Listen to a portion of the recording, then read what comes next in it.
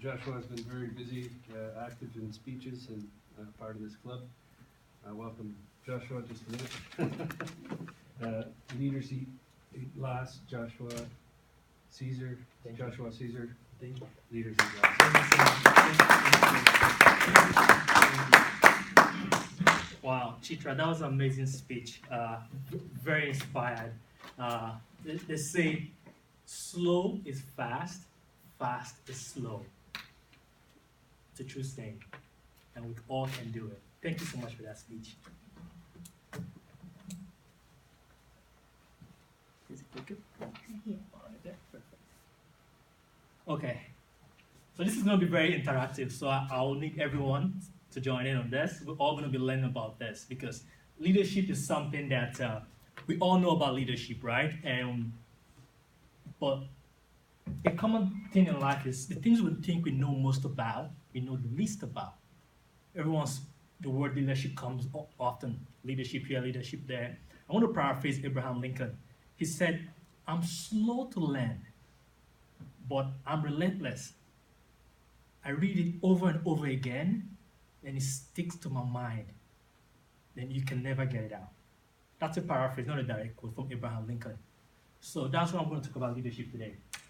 Okay, so who believes leaders are born here or made?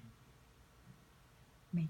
Or if you believe they are born, can I see your hands up? Leaders are born.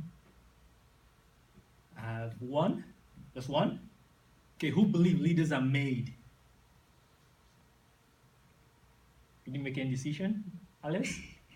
I think they're born. You think they're born? Yeah. Okay. All right.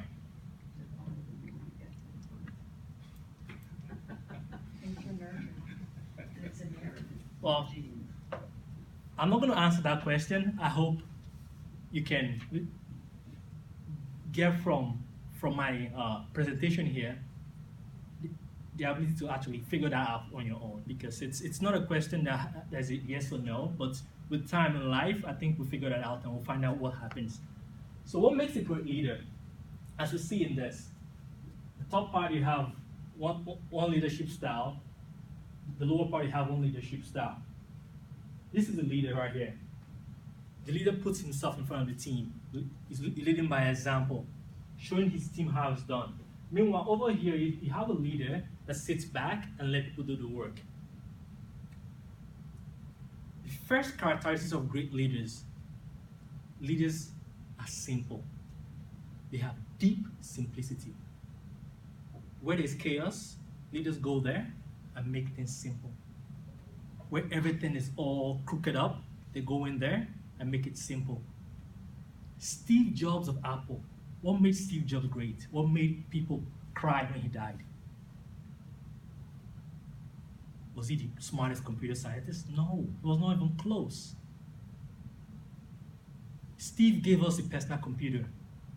He made me and you be able to use a computer. He visited Xerox. He went to Xerox, and there he got inspired. There he saw this user interface, and he saw the mouse. They were not put together.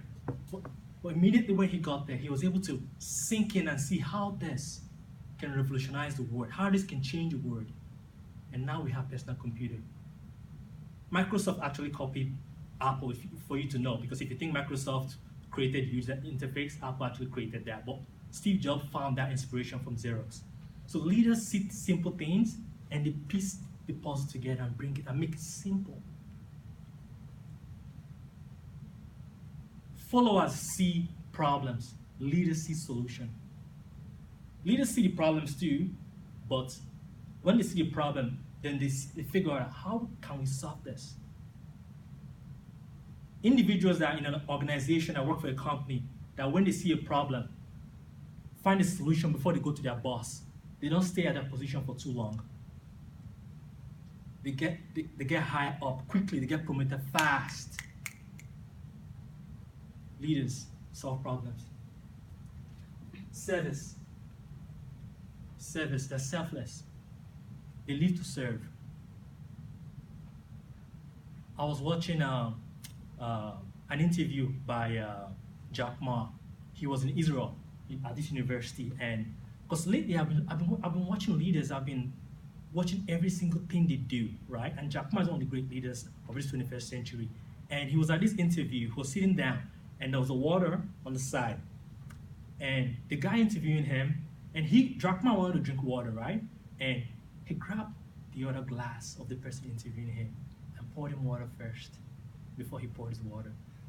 To a common eye, nobody will notice that. But those are things that leaders do with intention. They live with intention. Every single move they make is intention. Every single gesture, if you study the great leaders, every single thing, every single smile, every single thing they do, they think about it before they do it. Everybody can be great because everybody can serve.